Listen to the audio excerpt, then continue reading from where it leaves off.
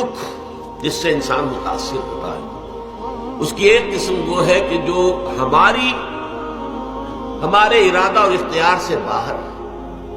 اللہ کی مشیت سے، اللہ کے اذن سے، اللہ کی مرضی سے آتا ہے۔ اس کے لیے ہمارا کام صرف برداشت ہے۔ جو شے بھی ہمیں برداشت کی صلاحیت عطا کر دے وہی اس کا علاج ہے۔ جیسے آپ کو معلوم ہے کہ بخار بہت تیز چڑھا ہوا ہے،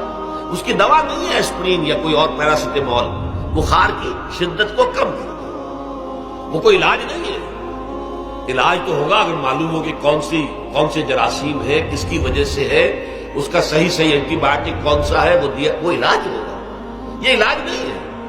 لیکن اس کی شدت کی کمی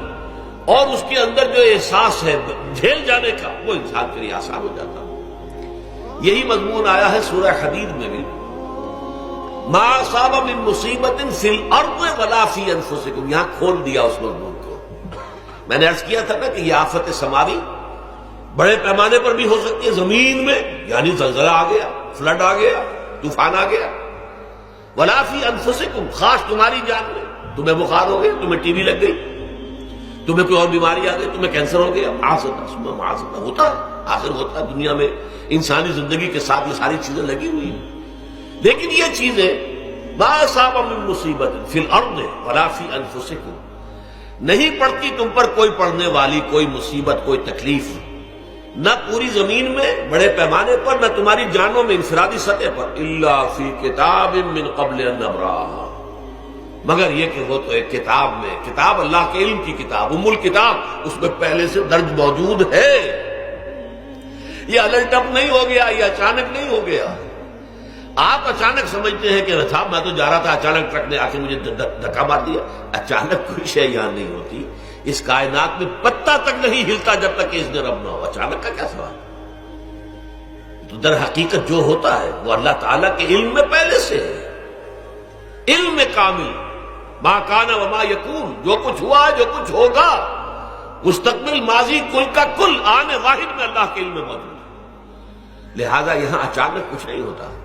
جو بھی آیا ہے اللہ کے علم سے آیا، اور یہ پہلے سے اللہ کے علم کے اندر موجود تھا، لکھا ہوا تھا، الا فی کتاب من قبل ان نبراها ان ذلک علی اللہ یسیر۔ یہ تمہیں تو مشکل نظر آئے گا لیکن اللہ پر بڑا آسان ہے، اللہ کا علم کامل، ما کانا ما یکون کو حاوی ہے، لکہ لا تاسوا علی ما فاتکم، تاکہ تم افسوس نہ کیا کرو ان چیزوں پر جو تم سے چھوٹ جائیں، جاتی رہیں، چھن جائیں۔ کوئی موقع تھا ہاتھ سے نکل گیا، کوئی دولت تھی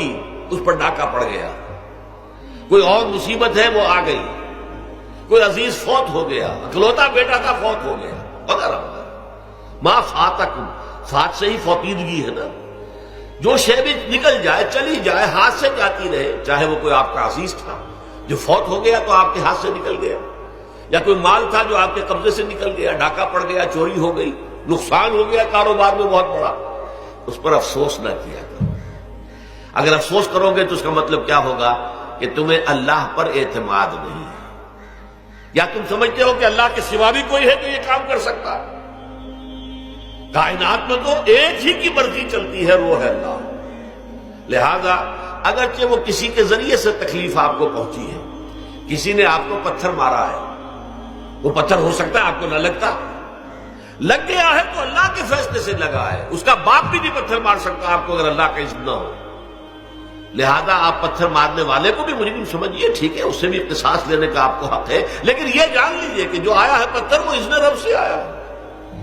اب ظاہر بات ہے کہ اگر یہ کیفیت ہوگی تو غصہ اتنا نہیں ہوگا اس شخص پر کہ جس نے یہ کام کیا ہے، بلکہ ہو سکتا ہے آدمی مسکرا کے رہ جائے، جیسے کہ وہ میں واقعہ سناتا رہا ہوں اپنے دروس میں کہ ایک درویش منش آدمی جا رہا تھا، جو رب کرے سو ہو، جو رب کرے سو ہو، جو رب کرے سو ہو، کسی شخص نے پتھر اٹھا کر دے مارا، اس کے سر پہ لگ گیا کہ اس نے پیچھے پلٹ کر دیکھا کس نے مارا ہے، اس نے کہا مجھے کیا دیکھتے ہو، جو رب کرے سو ہو، یہ تو رب کے مارنے سے۔ اس نے کہا مجھے تو یہ پتھر رب کے مارے ہی لگا ہے، لیکن میں دیکھ یہ رہا تھا بیچ میں کس کا منہ کالا ہو گیا، اپنے لیے کس نے ایک گناہ کما لیا، اپنے لیے کس نے ایک مصیبت جو ہے وہ مول لے لی، وہ بیچ میں تم آ گئے ہو، پتھر اللہ کی طرف سے آیا، لیکن اس کا عذاب، اس کا وبال تم پر آ جائے۔ بہرحال یہ تو میں نے عرض کیا آپ کے سامنے، وہ چیزیں کہ جو آ جاتی ہیں، وہ تکالیف و مصائب جو اللہ کی طرف سے من جانب اللہ ہے، اس میں آپ کسی کو مورد الزام نہیں